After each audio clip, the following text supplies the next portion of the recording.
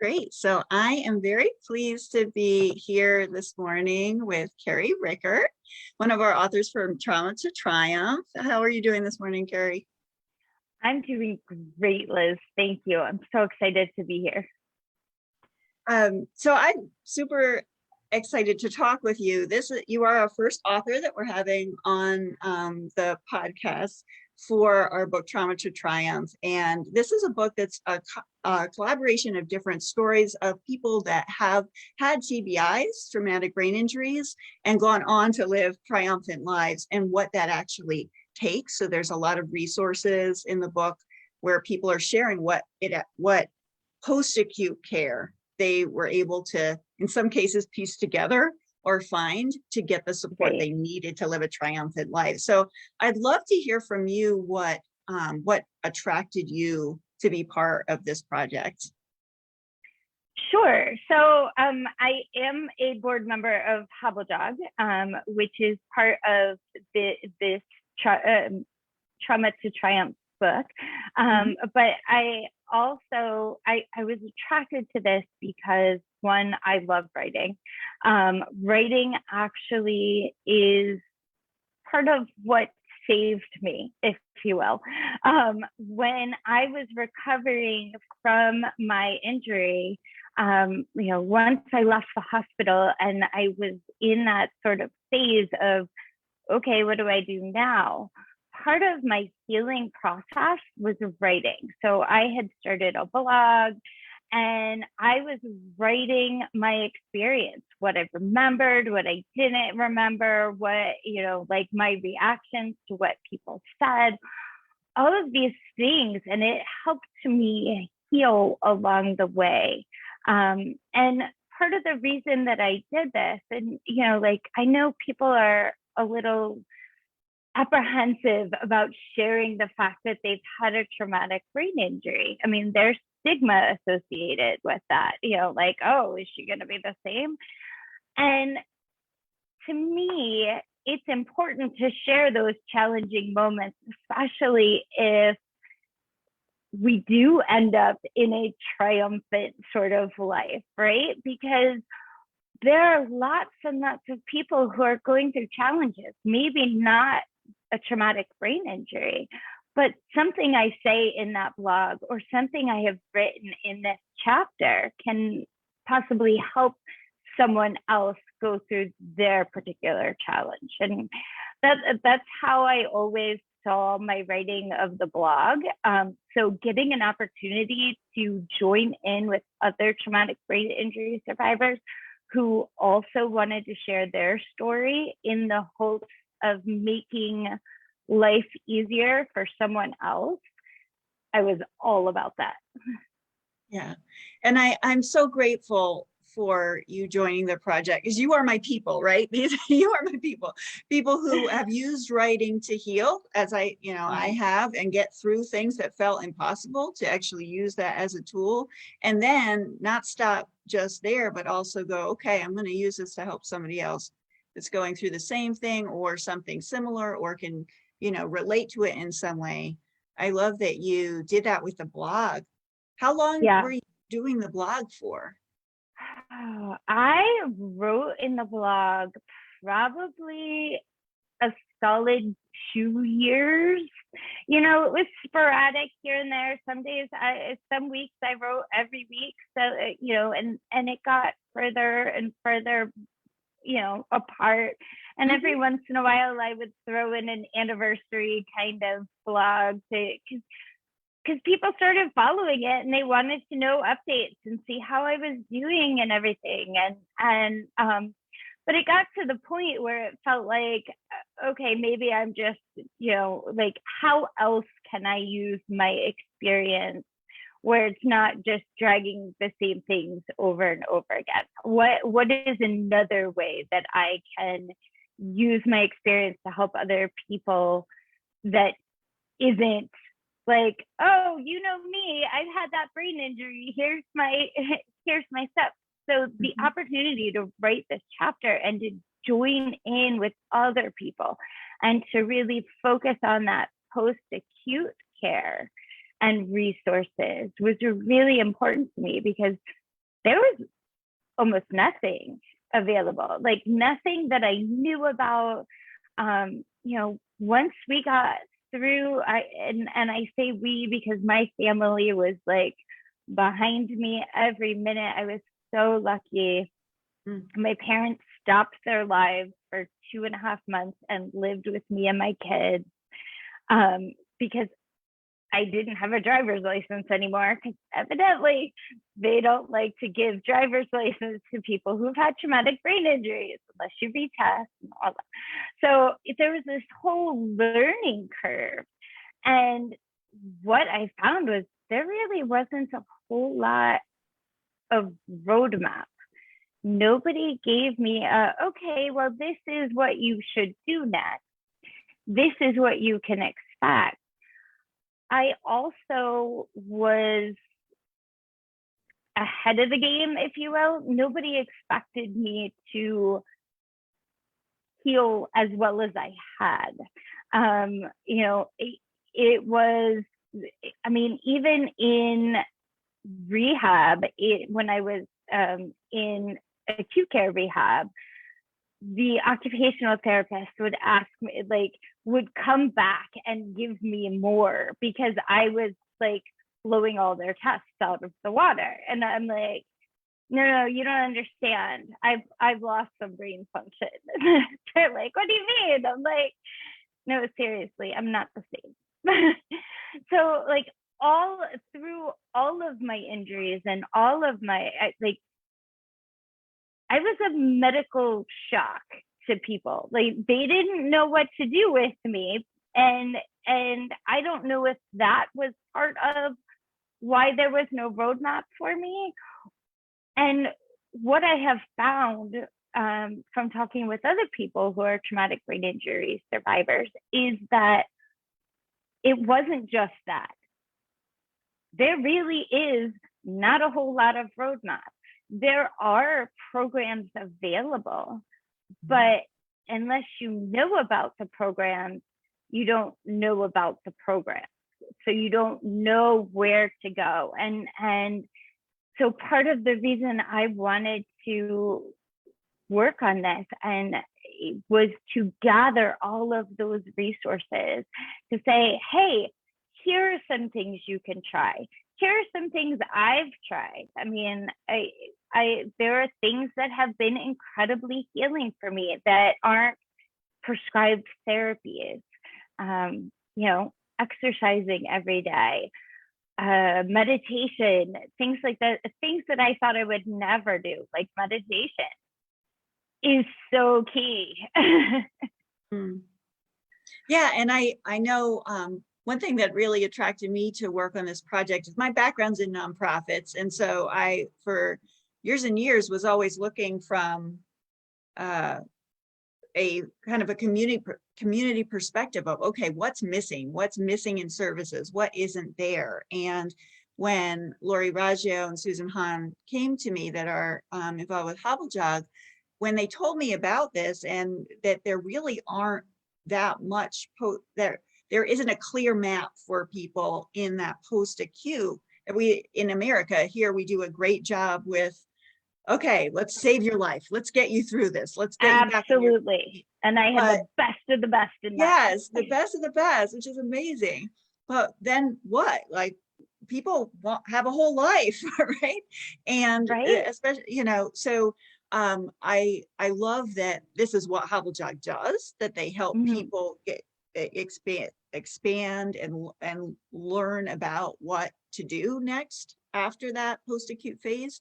And I love that we can do that with this book of bringing together stories of real people that have done this and what resources help them. And we have a broad range of different places in the country, which is fun too. And you're in Maryland, right? I am. Yes. So you also do work for coaching. You have a coaching practice. Could you talk a little bit about the work that you do in that? Sure, absolutely. So I I do both business and life coaching. The greater experience I've had is with business coaching because I was a management consultant prior to my accident, and I have continued along that.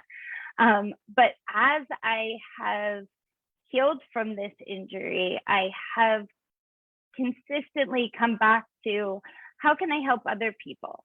How can I help other people who are dealing with maybe not the same challenge, but other challenges?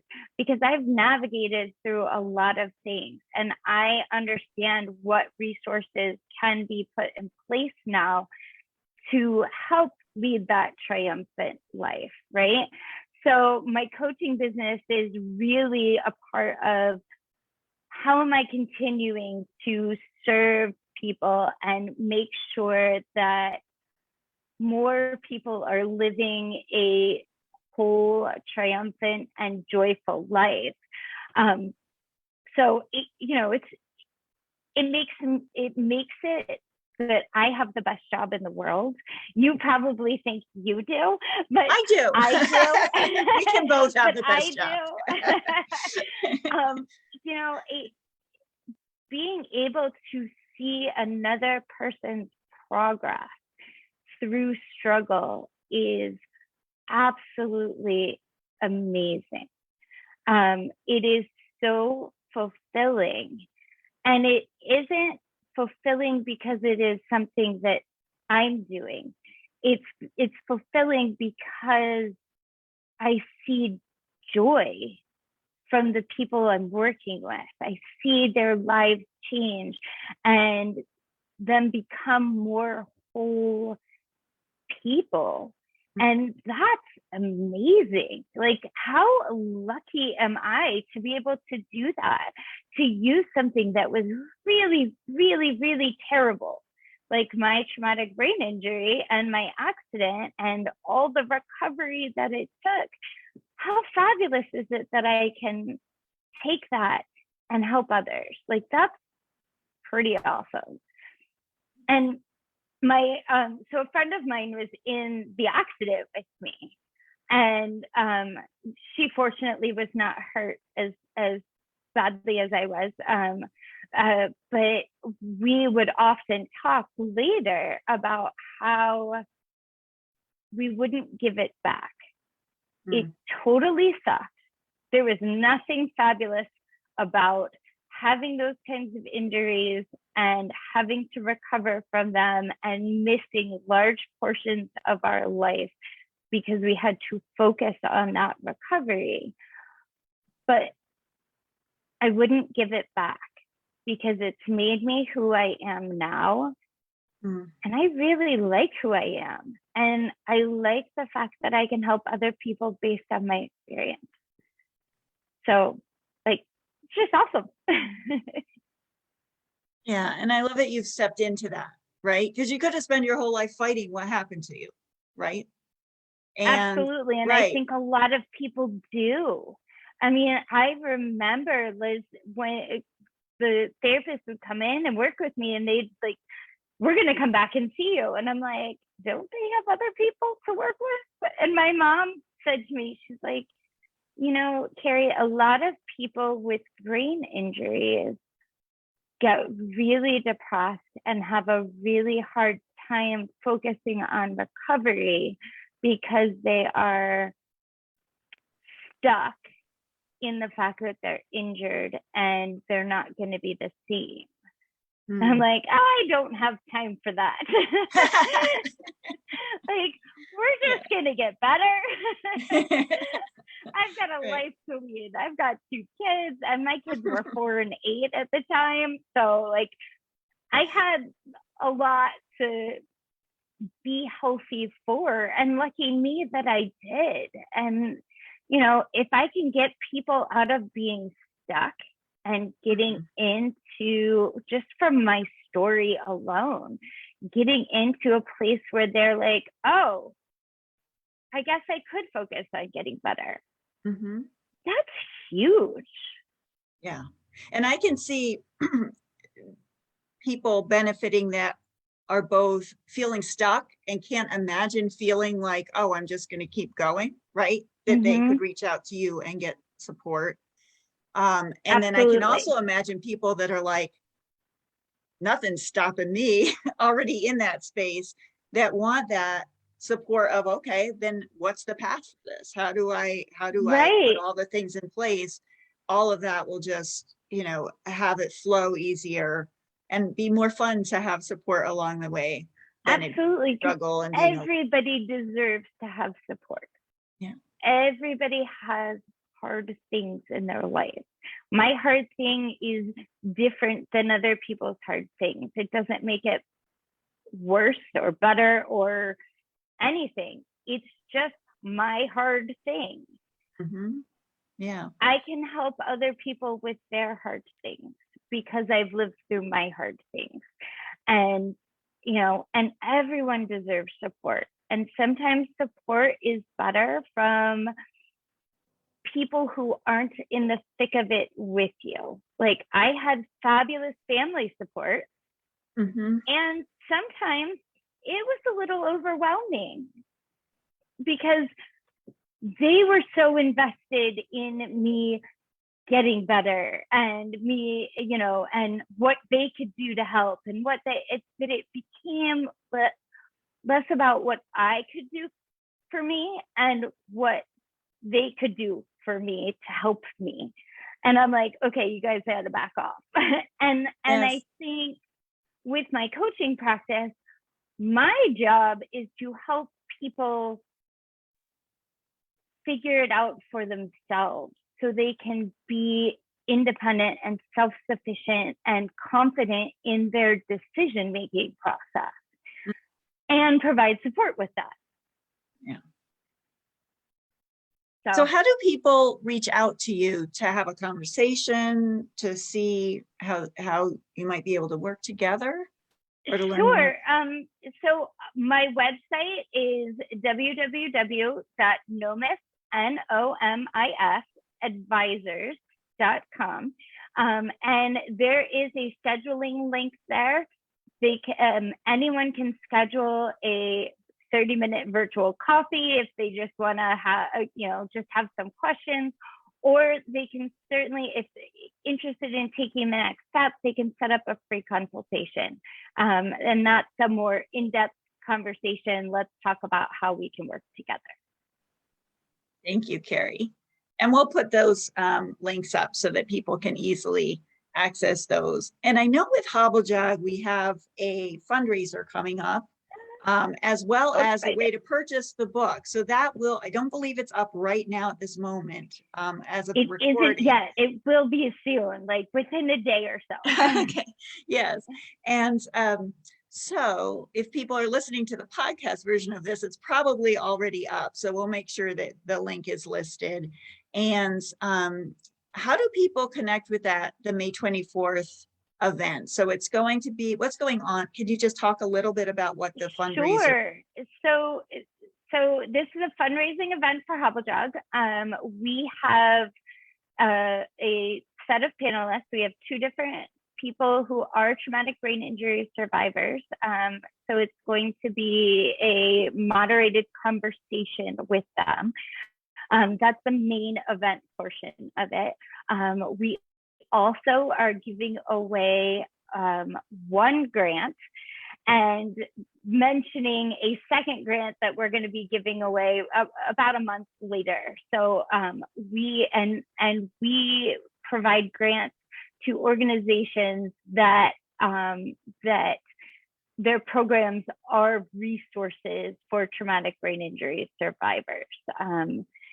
So for example, one of our grants went to Love Your Brain, which did a yoga program specifically for brain injury survivors. And so, had I known that existed back when I was deep in recovery, I may have used that. Like, it would have been great to know about that. So, part of this fundraising event is so that we can raise money to grant more people, more programs, funds that they need to get the word out there that these programs exist.